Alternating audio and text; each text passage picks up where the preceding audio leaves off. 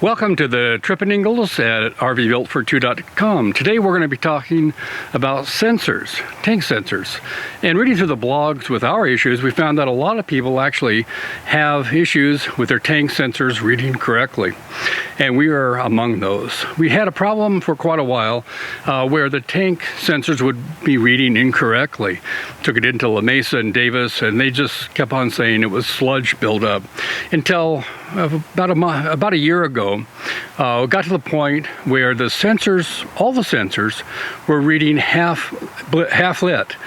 So they were, even with the tanks empty, they would show not as a full light, but as it has half lit, the fresh tank and the two gray water tanks and the black tank. So we took it into La Mesa again. They again said it was sludge. I thought it was the meter, but I lost that battle.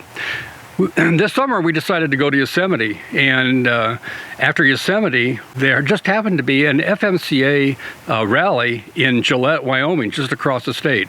So we decided to go to that, and I'd been looking at some sensors made by Garnet Industries SeeLevel, and almost got them at our last FMC rally 2 years ago, but decided to hold off because the problem was pretty intermittent. Now that we're doing more dry camping and more boondocking, it's become more important to have a sensor that reads correctly. Besides the fact that we just like to have things work anyways, and our sensors were not working at all. So I contacted Garnet and found out who the installer was, and we got into the FMCA rally in Gillette a little bit early, and we're able to get our new sensors installed. So let's take a look at what we ended up with, and then I'll work backwards from there. One thing that we did is we decided to have somebody else do the actual installation, and I'll open up the water bay now and give you a shot of that.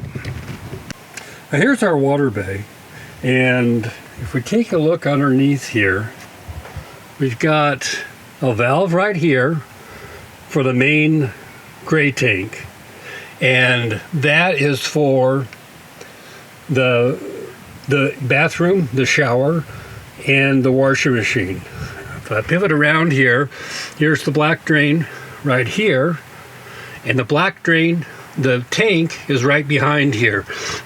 I don't know whether you can see it up here, but it is up underneath here. And the main gray tank is right over here.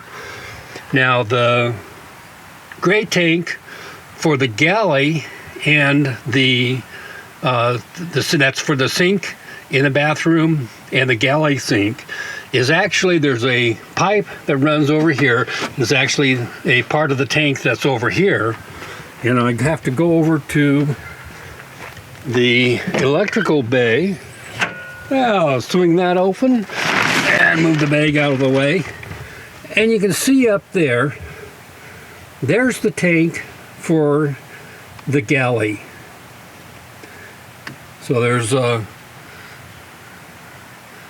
little bit of search and rescue that you've got to do to figure out exactly where the tanks are, where the sensors are going to go.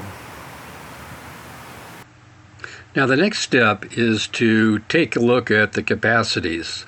Unfortunately, the manual did not have the capacities for the individual two gray tanks. It just had 72 gallons for gray tank.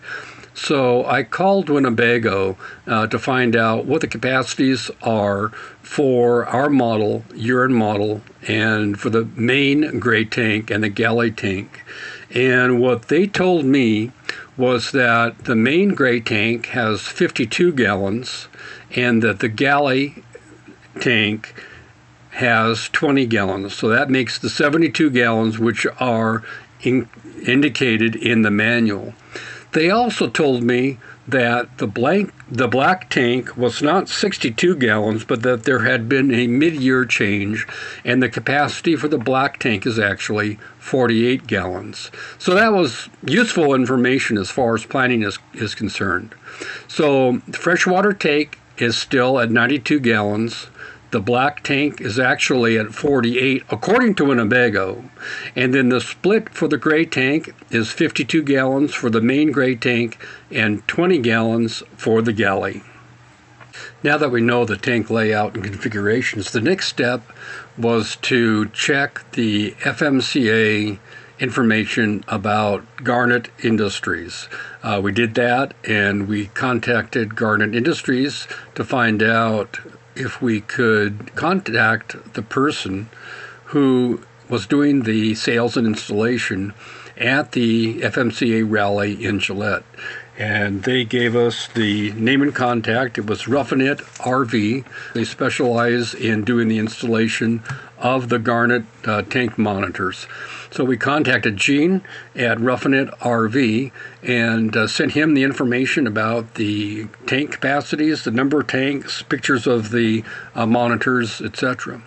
What we were originally planning on doing, what we were thinking about doing, was to use a Bluetooth controller so that we could potentially save money as far as the installation of the new tank monitors.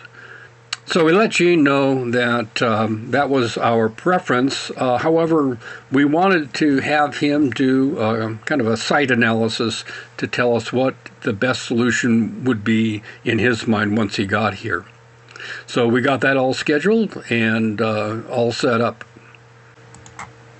We provided Gene with the details of the behavior that we were seeing with our current meters that we have for the tank monitors, in that the gauges were, even with the tanks empty, halfway full, or full, in about 80% of the time, they were showing as half lit or half bright.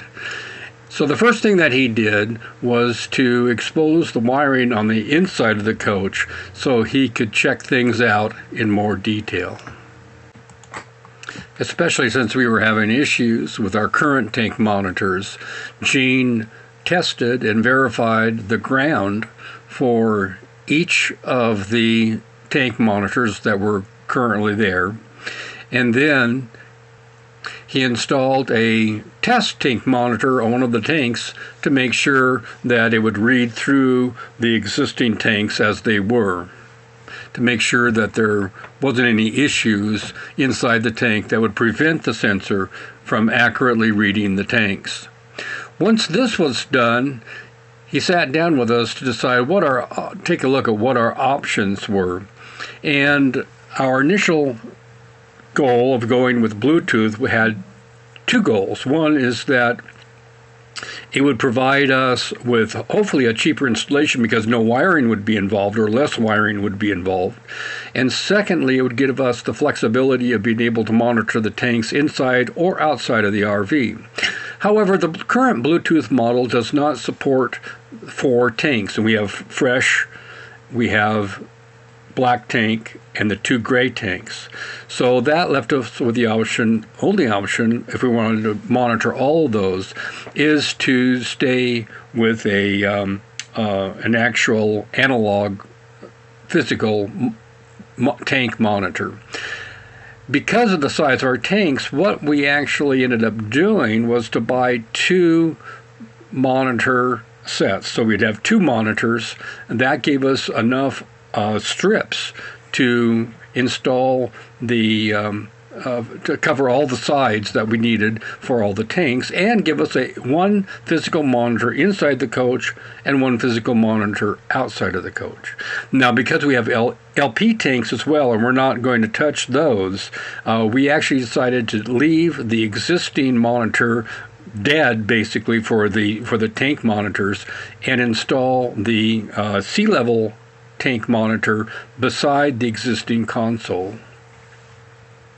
So once that was done, the decision making, the site survey, verify the grounding, and make sure that the sensors would read the tanks, and we decided on the what options we wanted as far as the installation. It's time to install the tank sensors now. The devil is in the details, and once the planning was done, Gene set to work to do the installation for the 2 gray tanks, the black tank, and the freshwater tank. And then the 2 monitors were installed, and he wrapped everything up. There are a few items that I did not cover in this video. You can get more information at our blog at rvbuiltfor2.com, all spelled out.